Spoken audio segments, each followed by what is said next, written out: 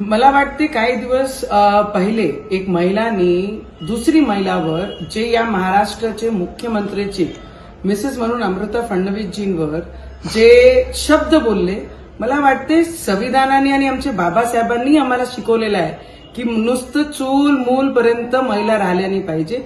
त्यांची जे टॅलेंट आहे ते बाहेर येऊन आपण केलं पाहिजे. तर अमृता फडणवीसजी ज्या पद्धतीने आपला टॅलेंट, आपली गायकी या पद्धतीने बाहेर येऊन करतात आहे, तर त्यांना पूर्ण फ्रीडम आहे आमच्या बाबासाहेबांनी दिलेला आहे. तर मला वाटतं एक महिलाकडनं दुसरी महिलांसाठी या पद्धतीने शब्द येणं हा ऍक्च्युली खूप निंदनीय आहे आणि याचा निषेध मी सुद्धा करते आणि या महाराष्ट्रामध्ये राहणारी प्रत्येक महिला सुद्धा या शब्दाला, कारण टीव्ही जर ते शब्द दाखवू शकत नाहीये तर ती महिलांनी दुसरी महिलाचा अपमान कशा केला आहे ते स्पष्ट दिसत आहे. तर मला वाटतं या सगळी महिला या महाराष्ट्रामध्ये नाही, पूर्ण देशामध्ये जे बाबासाहेबांना मानतात, बाबासाहेबांच्या विचाराला मानतात, ते सगळे या शब्दाचा निषेध करण आणि या गोष्टीचं माझे अमरावतीचे सगळे महिला सुद्धा निषेध करतील.